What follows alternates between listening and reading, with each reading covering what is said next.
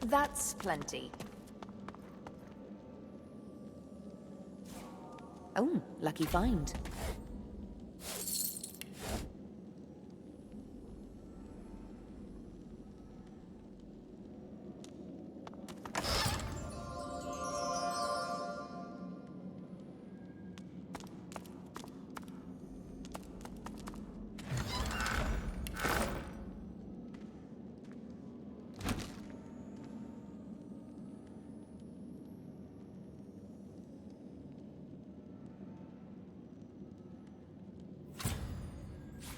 Look at that wand. It hums with inner source.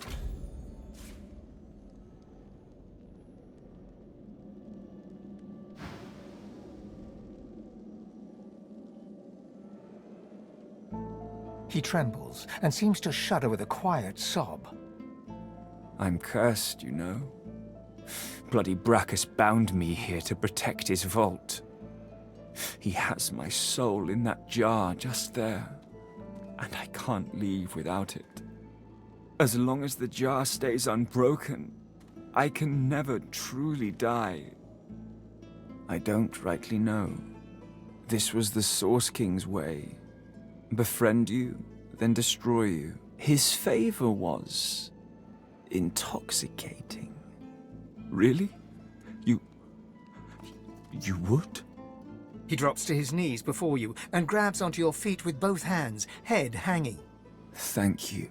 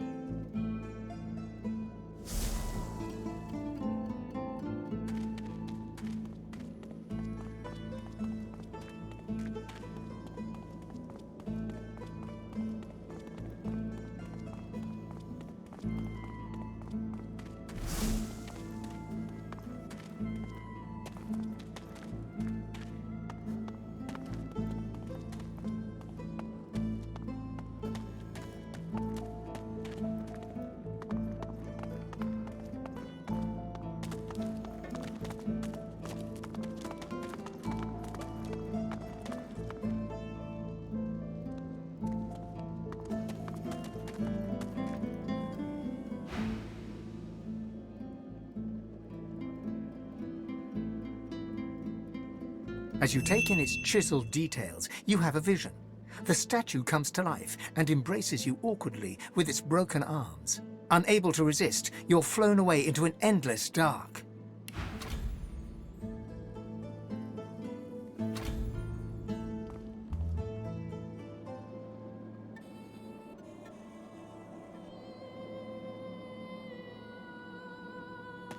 The deity's head and hands are as you take in its chiseled... That shrine seems to have brought me here. What is this place?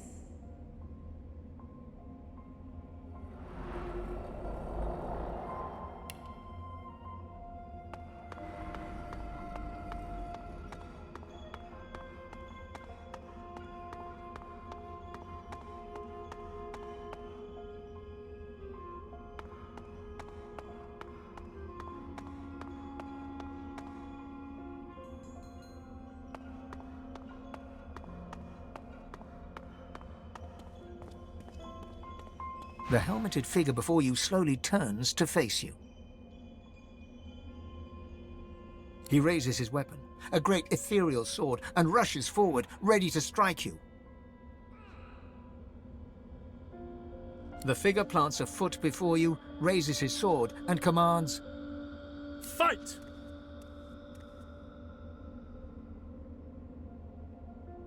The figure charges you head on, ready to plunge the sword into your chest. As he charges, he suddenly evaporates into the ether, passing through your body. Deep, dark cold blooms in every particle of your body. The figure materializes behind you and grabs your head with one hand, pressing his sword to your throat with the other. If you so much as breathe too suddenly, it will slice your jugular with ease. You are my champion? How I wasted my efforts saving you as the ship went down.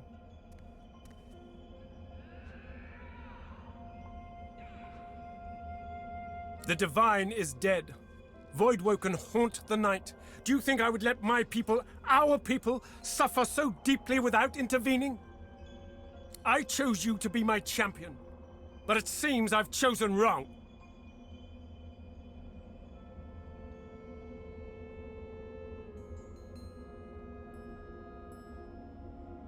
Not all our enemies are of the flesh. You will have to do battle with as many specters as men if we are to survive. He lowers his sword, releases you from his grasp, and turns you to face him. I wonder if I've made a mistake in you.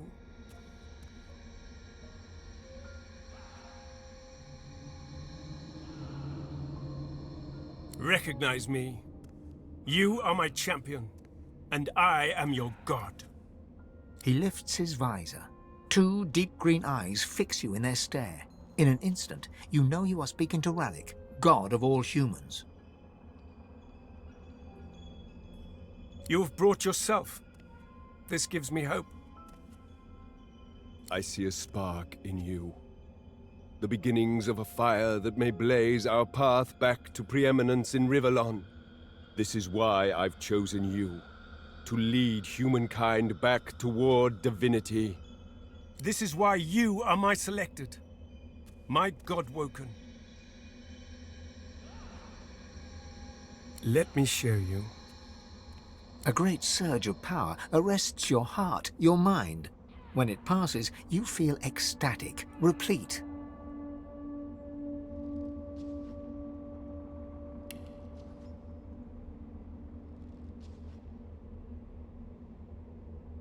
You may have noticed I've tried to help you on your journey.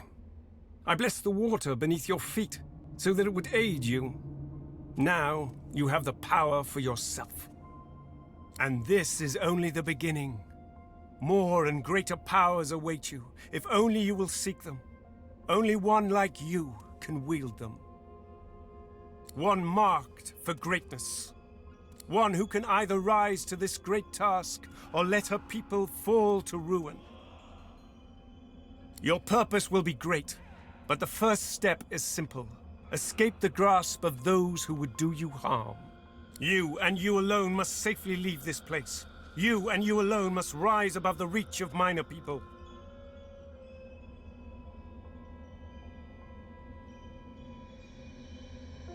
Ralik visibly bristles at the mention of your companions. I am not the only of the seven seeking a champion, my child. Your friends may have been similarly summoned by powers that threaten the very existence of our race. He casts his gaze over the war below, where God fights God in a relentless, bloodless battle. Times have changed. The gods are at war. The victor will choose the terms of peace. If we fail, if you fail, our race may well be lost. A father knows when he may trust in his children, and when he must intervene. I know that you will succeed, if you choose it. Do not disappoint me.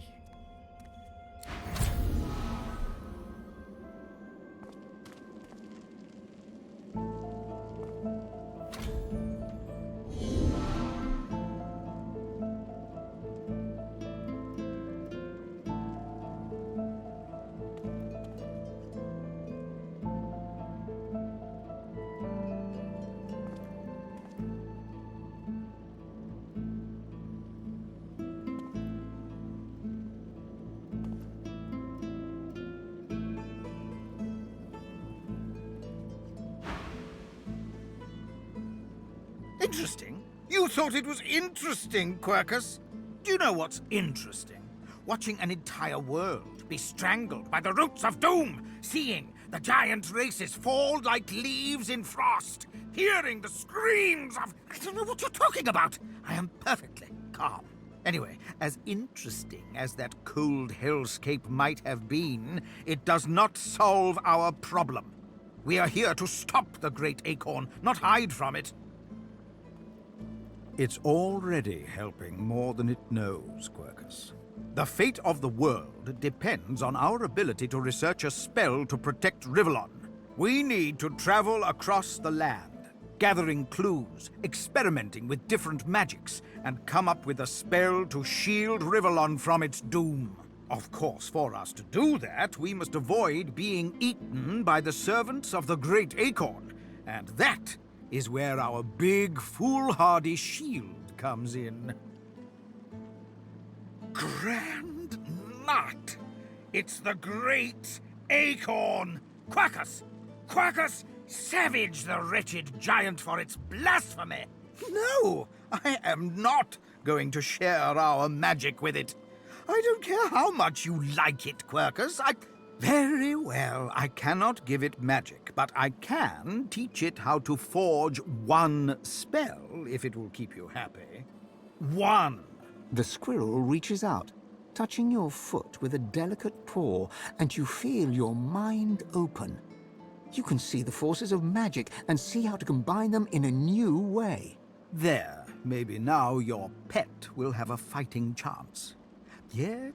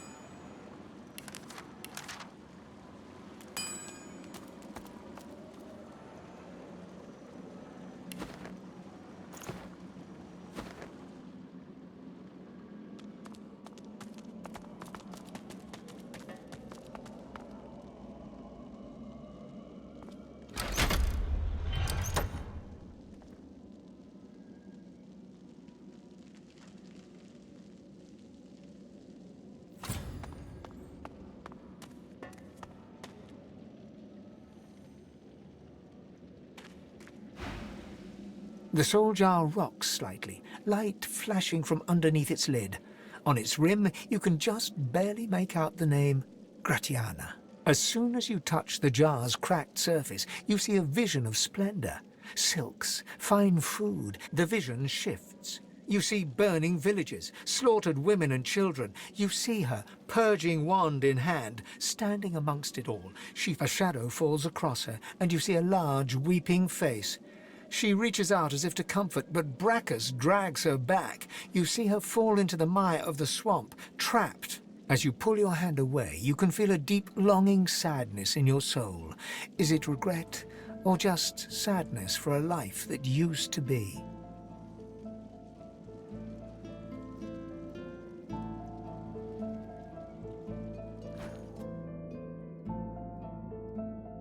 The terrible vision fades.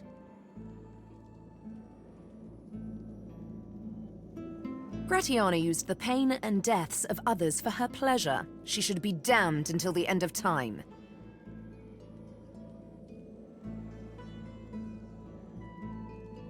Whatever a person may have done in life, they can always be redeemed.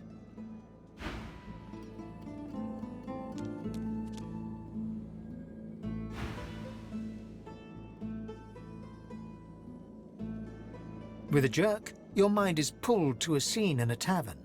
You see a dwarf in the center of the room, joking as all around roar with laughter. All bar the zombies, who are slavishly serving food and drink. The door opens, and a tall, beautiful woman stalks into the room. She's flanked by heavily armed guards. You can't make out her words, but see the fear in the dwarf's eyes. The dwarf mutters a word, and the undead lurch towards the intruder, but are cut down like wheat. The dwarf tries to run, pushing her friends into the woman's path. As she's dragged away to a tower, you hear her cursing Brachus Rex and his whore. Even when she's thrown inside and the door sealed, you can still hear her shouts. You pull your hand away from the jar, your head swimming. You can feel the dwarf's cold terror.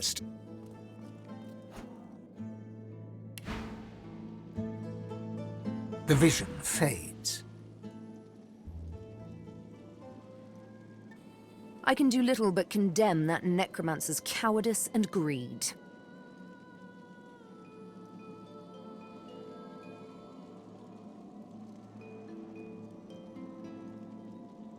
Honestly, making the dead do menial work sounds kinder than having the living do it.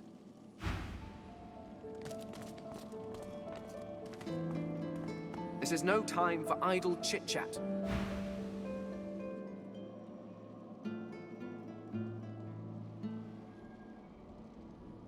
The pictograms spin to life, and you're dragged into a dream. You see the lizards of the ancient empire turning their backs on you, casting you out into the wilderness. As you roam, the human apes turn away from you, all but one.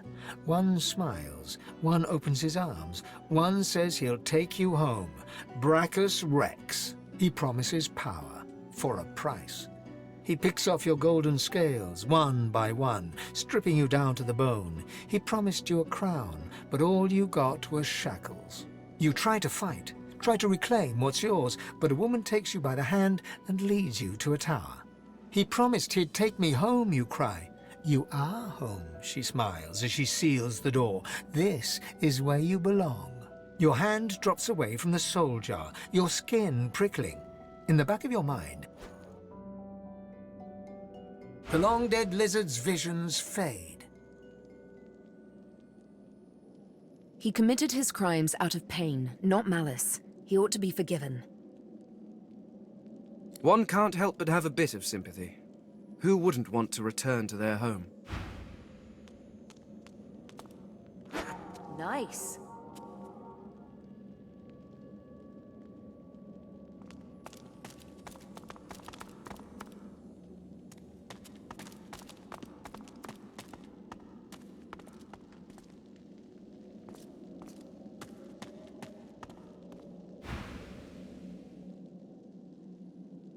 However, they are infuriating when they get in one's skull. I can barely hear myself think. Given enough time, I could walk from this island to the shore. But time is in short supply. I must procure a quick way off this island. While there are certain unsightly bulges in your clothing, I doubt you are hiding an entire boat in there. It seems supporting the Seekers in their fight to take the Lady Vengeance is the path to follow. Ah, this is perhaps the first intelligent question you have asked. After all, one should always try to learn from one's betters. My people are a race far beyond anything that exists in the world today. We seek to master the secrets of the universe. We craft wonders to last through the ages, long after your crude tools have rusted to nothing. I do not know. There are rumors that some have been found at the Black Pits, an oil field on Reaper's Coast. I was trying to uncover the truth when I was waylaid by these magisters. But wherever the artifacts of my people are, I will find them. There is a great variety among our people. Some are tall and lithe. This is what makes you such an abomination, you see. You look almost exactly like every other elf out there. Just as every human looks like every other human. Walking through this world is as repulsively bland as staring at a wall for a century. After a while, the very sight of you disgusts me. No offense, of course. No, I should not. Not yet. Not until I know what truly befell my people. And after all, I am still here, despite the Voidwoken's best efforts. Well, of course it is. It was crafted with care. 100% ethically harvested from mortals, too. The quality is second to none. Oh, you simply wait until the creature is dead, preferably of natural causes. Although that does limit your choices somewhat. You may end up with quite a few sagging faces. I will never understand why you have so readily accepted aging, or digestion. They are frightful pastimes. Up to a point, certainly. They are frightfully loud. The faces are often what you might call fixer-uppers. But they're young and quite serviceable, if you get them before the flies do. Poison is preferred, of course. No marks to the face. The subject can be of any... Not for them, of course, but it's significantly more relaxing for me. Indeed, so I gathered from your earlier prattling. I also met someone. Oh no, she was a god, by your standards. When I wore flesh, I knew her as the Lady Armadia. She was one of the 7 lords that served our king. Naturally, they acted as any lords would. They bowed to their king and sneered at their lessers. And there was an awful lot of sneering, even back then. One can only imagine how much there is now. Oh, what do you want from me? I'm not here to gossip and titter about my lords. If you wish to know what they were like, you need only to look at yourselves. Each of the races were crafted not just in the image of their gods, but in their temperament too. Vrogir was large and strong as his orcs. Zantezza quick and witty as an imp. And Rallic prone to bouts of fighting and boasting, much like every human I've ever encountered. You were crafted as an act of ego, but one can hardly hold that against the creatures. In truth, the lords never troubled themselves with too much imagination. Yes, well, if you are quite finished wasting my time, I believe we have some business to get on with. What would I do? Oh, dear heart, it is not a question of would. It is a question of what will I do. It is only fitting, after all. You worshipped the Eternals as gods. The Lady Armadia has laid out the plight of the world and begged me to help fix it. It is a grave responsibility, but one that I gladly accept. Yes, and how is that working out, I wonder? Perhaps if your precious Lucian had been a little less mortal, you would still have a divine, and the Voidwoken would not be trying to chew on my bones. Honestly, you turn your back for just a few millennia, and the world goes to stink.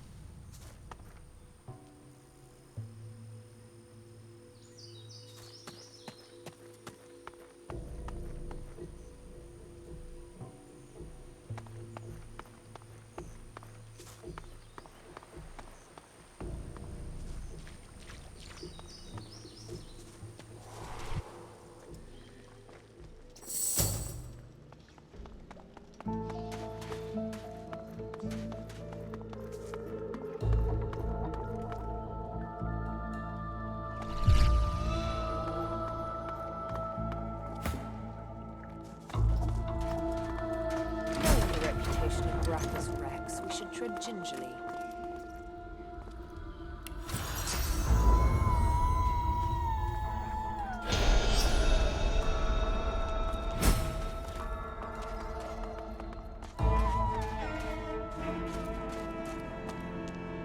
What is this contraption?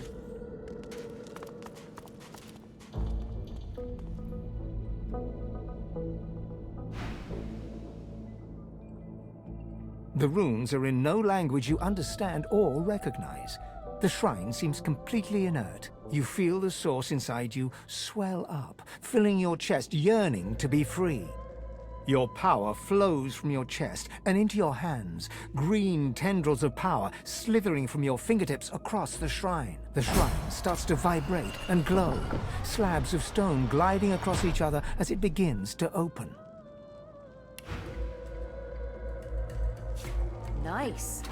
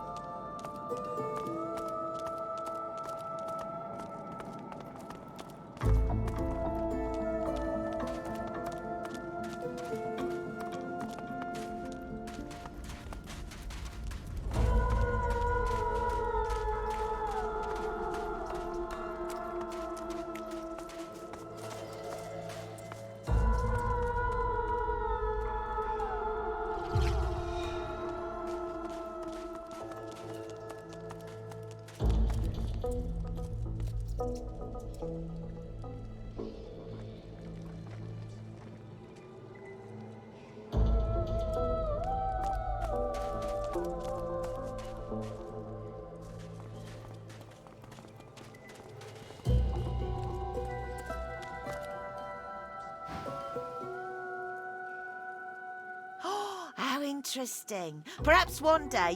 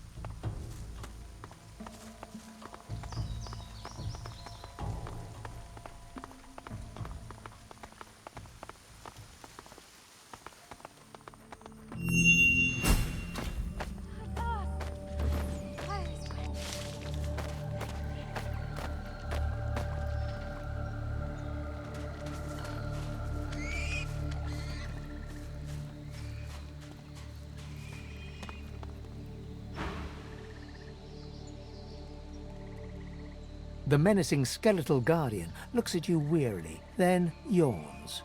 So you dare defy the will of Brachus Rex, prepare to be destroyed, and so on and so forth. Let's get this over with. I've enthusiasm for putting you back in the ground, so I can return to my rest. I hope this brings the discussion to an end.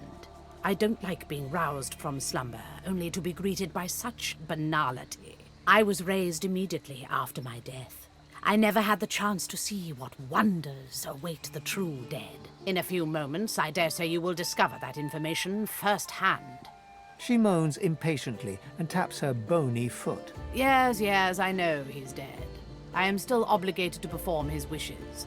He may not live, but the threat of his curse hangs over me. Where Brachus Rex is concerned, I take no chances. Now, let's get down to business.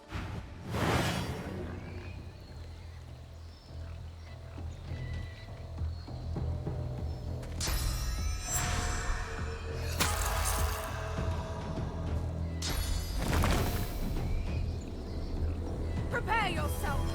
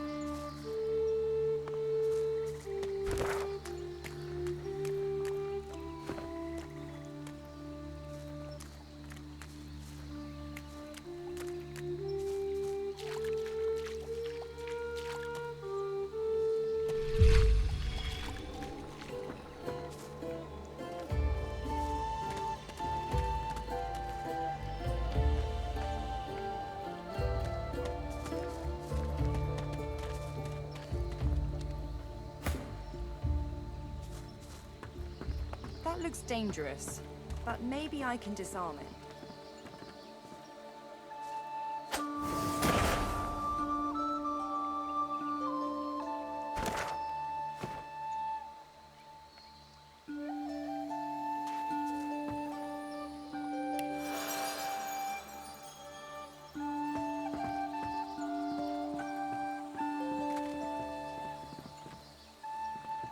Careful, I've spotted a trap.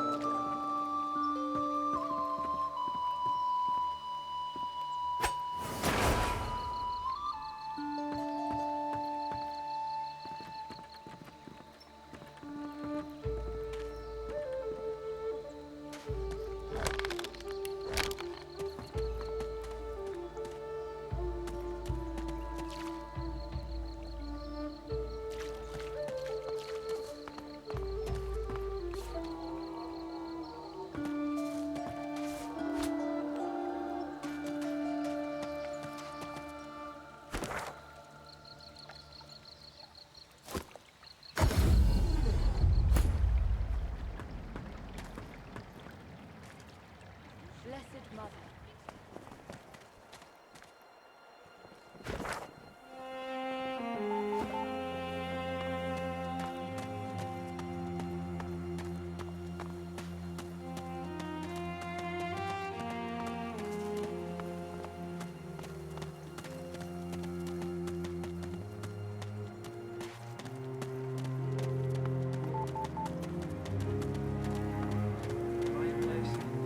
It's good to see Gareth safe and sound.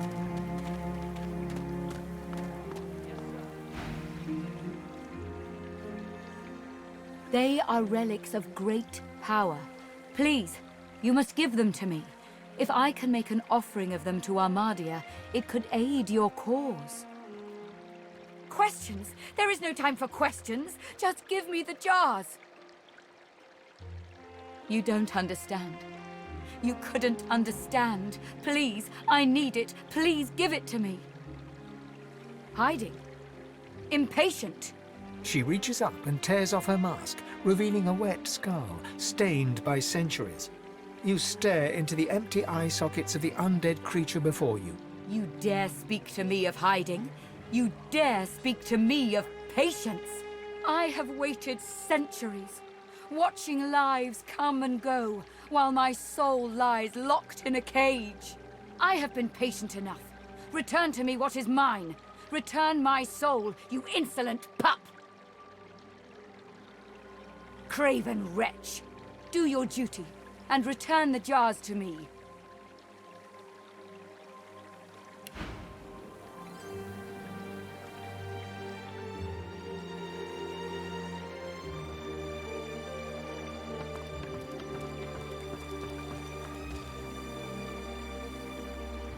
It's peaceful here, but I'll not be sorry to see the back of these swamps. As you wish. You feel peaceful in her presence, soothed somehow by an intangible comfort. As you gaze upon her loving face, you find yourself drawn into a trance-like state. A voice seems to reach you from within your mind and from the furthest reaches of the stars. Its whispers caress you like a breeze. The voice grows stronger, like a breeze picking up. My children, my children. Gone are my children. Dead are they in the cradle I have wrought. A feeling of indescribable sadness assails you. It feels like your heart merges with the spirits, torn together by a coil of thorns. My child, weep with me for the mother who has lost. Weep. You feel the goddess's presence surround you, feel her nestle you tenderly like a mother.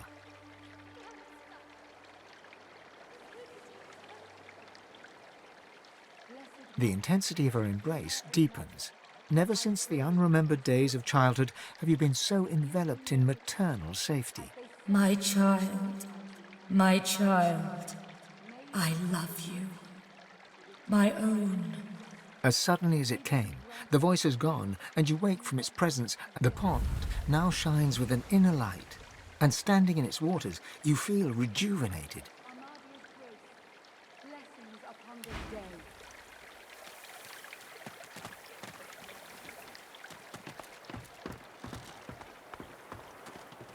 It's peaceful here, but I'll not be sorry to see the back of these swamps. Did you see?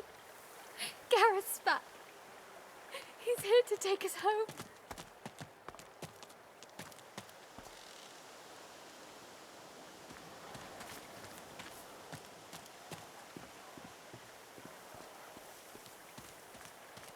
What word do you bring?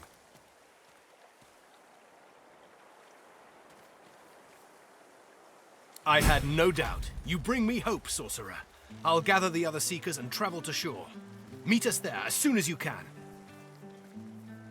Gareth's voice echoes throughout the Enclave with such command it could rouse a fawn to action. We move, seekers. Now is the time to resist. The Lady Vengeance will be ours!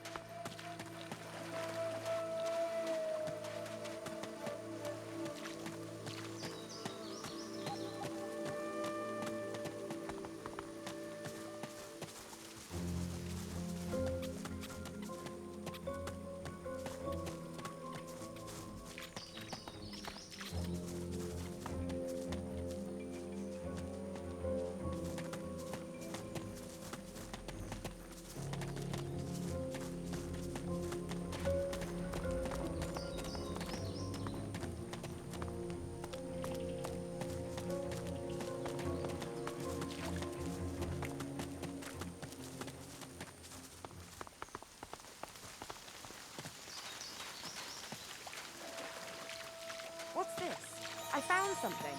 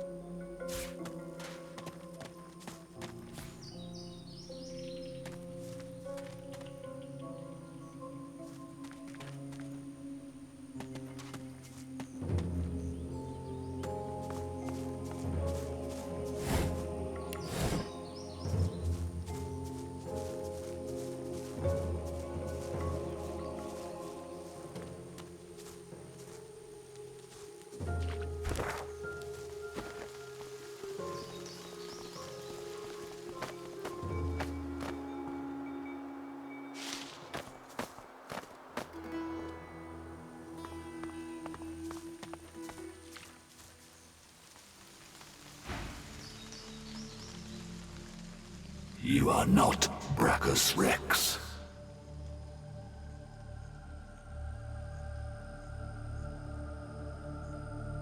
You may stay forever. Each lock opens only with a soul. And how many of those does one mortal have? Maybe you'll find some in the garden. Or maybe your soul will help the next adventurer through. They always do.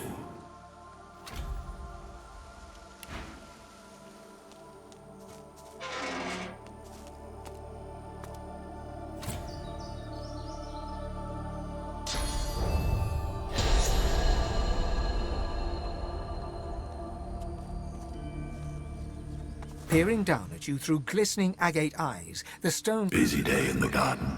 Maybe too busy. You may stay forever. Maybe you'll find some in the garden. They always...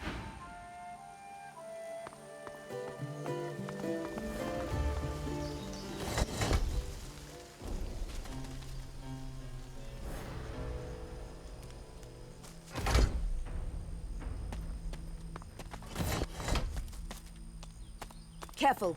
I've spotted a trap.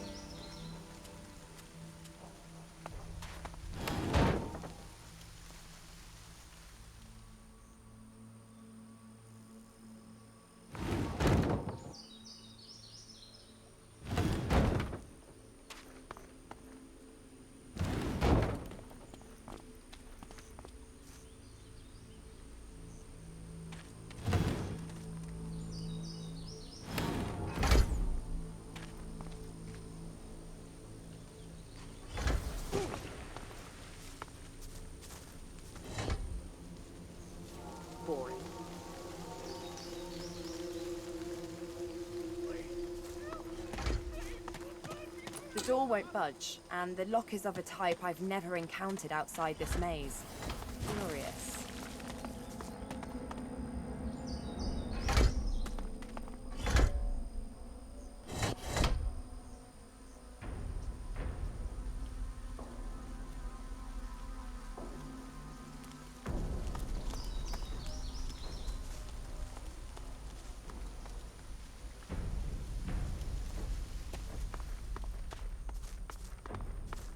can't talk now.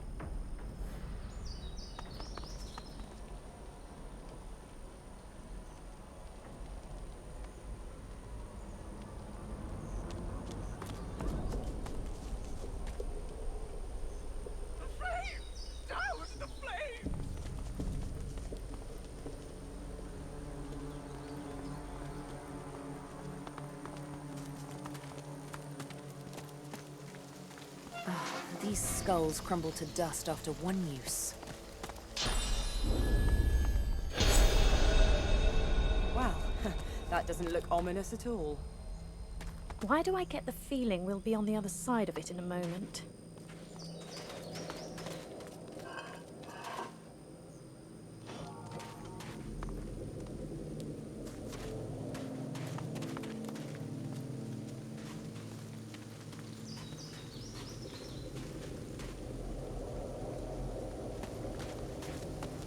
I think I'll stay off that particular device. I think I'll stay off that particular device.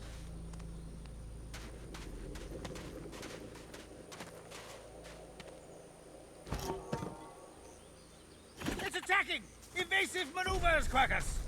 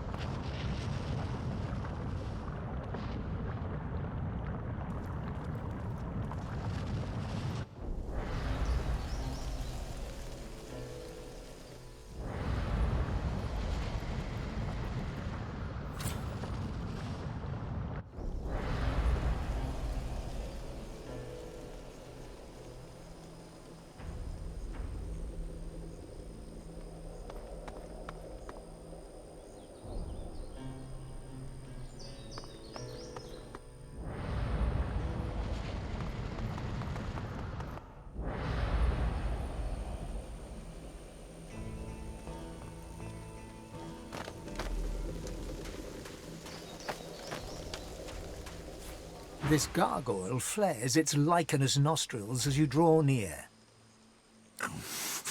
Master would be impressed.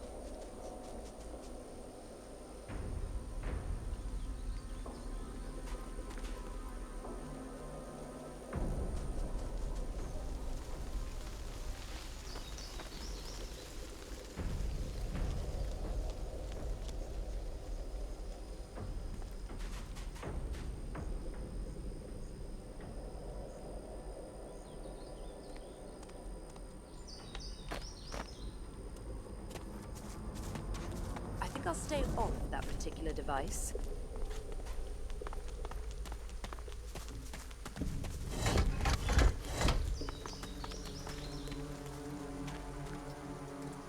These skulls crumble to dust after one use.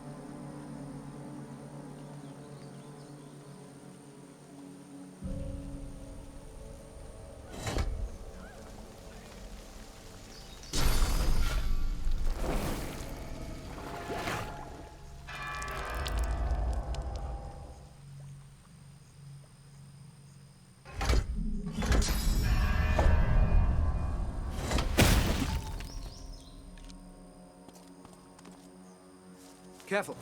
I've spotted a trap.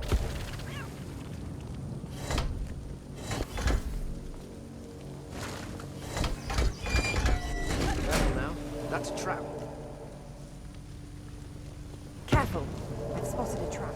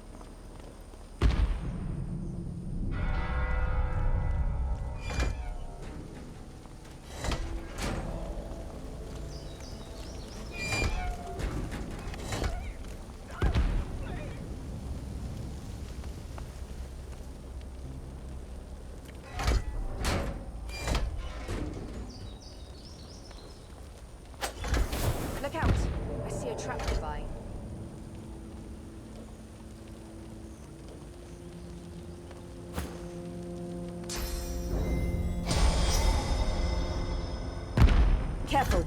I've spotted a trap. Look out! I see a trap nearby.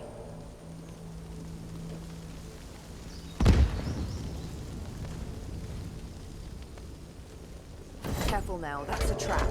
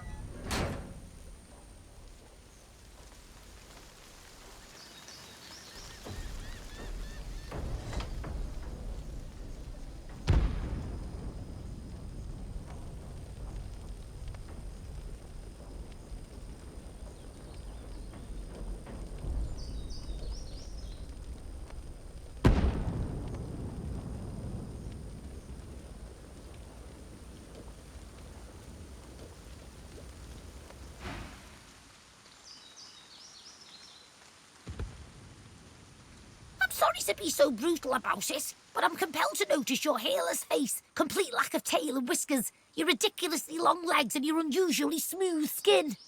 And that nose! Ugh! Mind you, the scar gives you a certain something.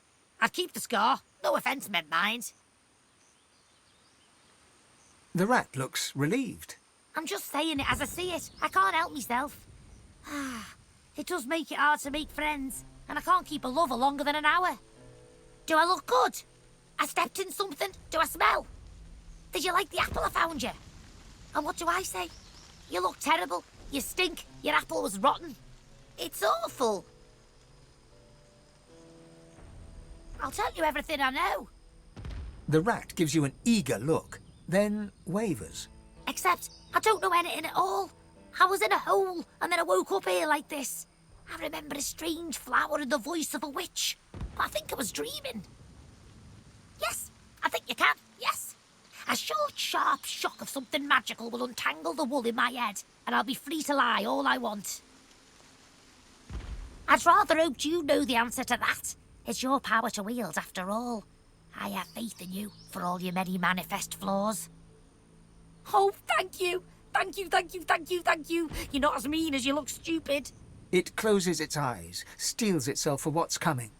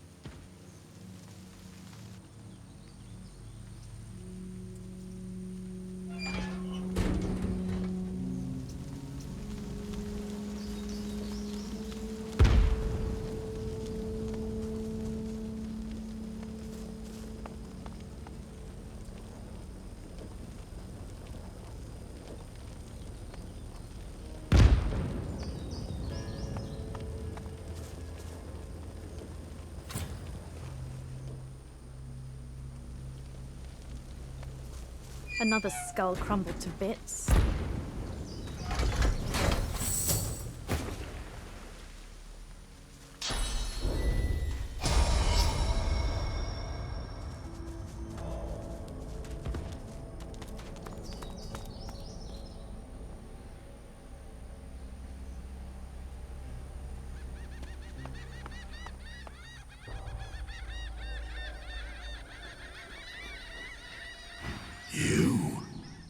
You have earned your reward.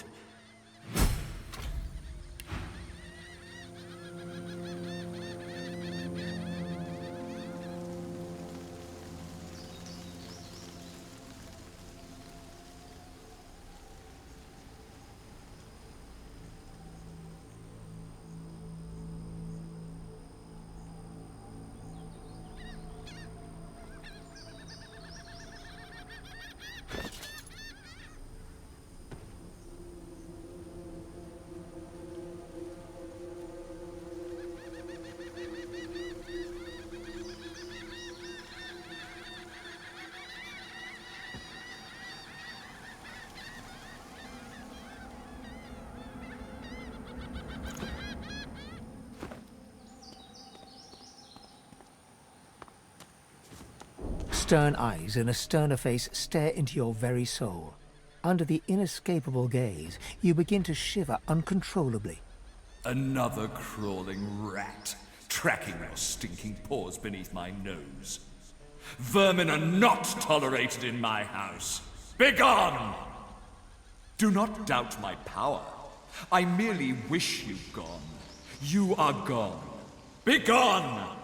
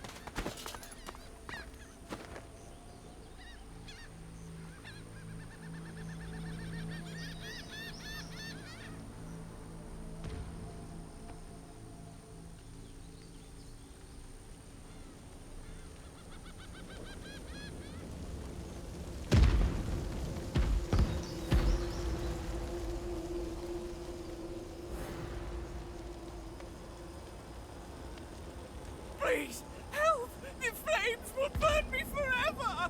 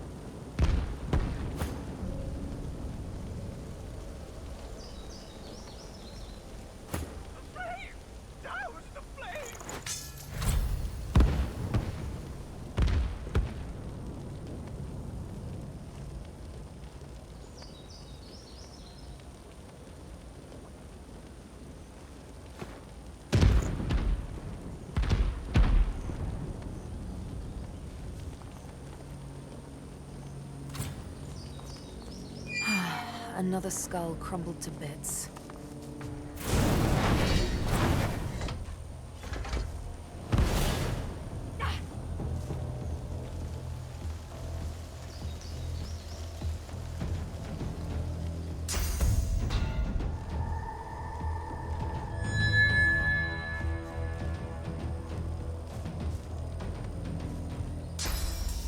Please, help! The flames will burn me forever! Glory is mine!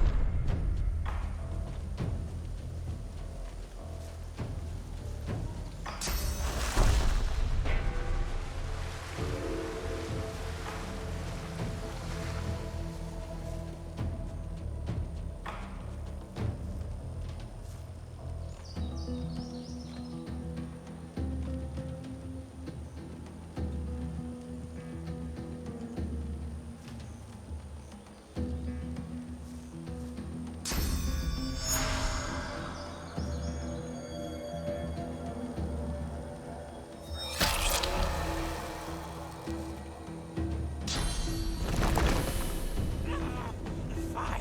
It burns! It won't stop!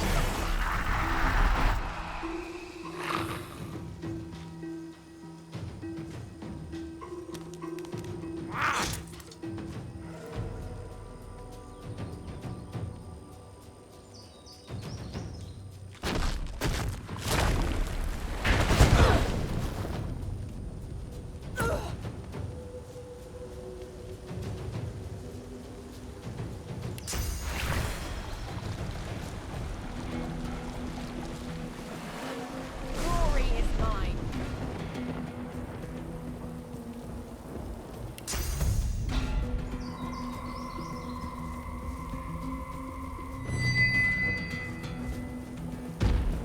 Please, help! The flames will burn me forever!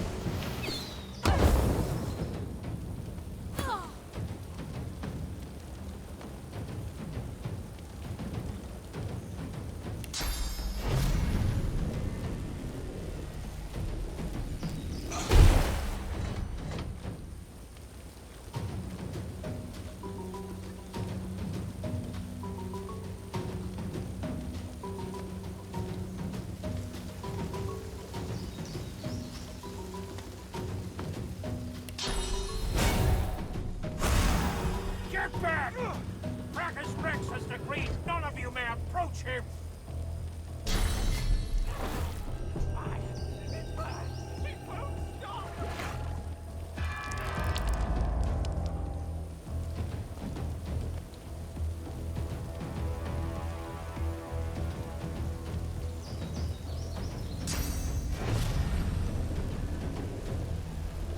Prepare yourself!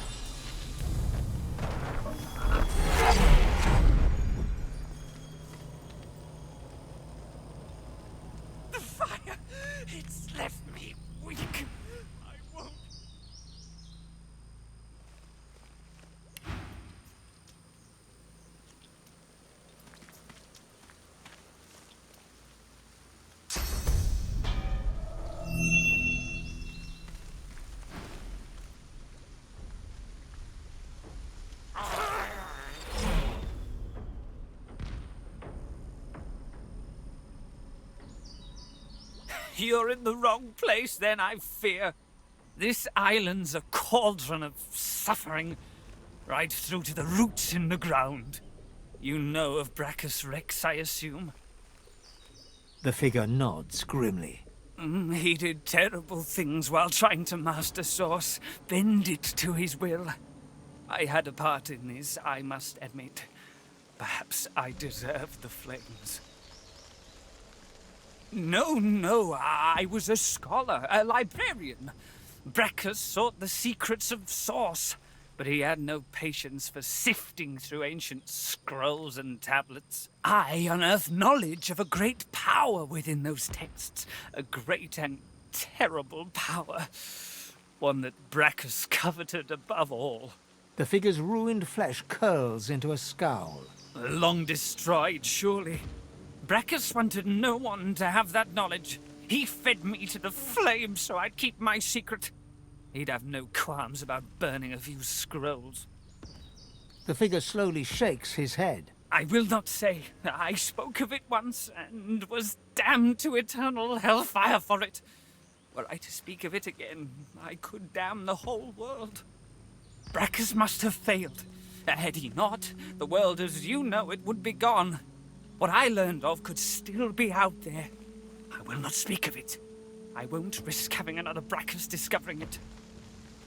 Good! Were I to say any more, I'd only put you in danger. Leave this awful place. Go live your life. Forget about all this. It is best left buried. And stranger, thank you for freeing me. I had doubted this moment.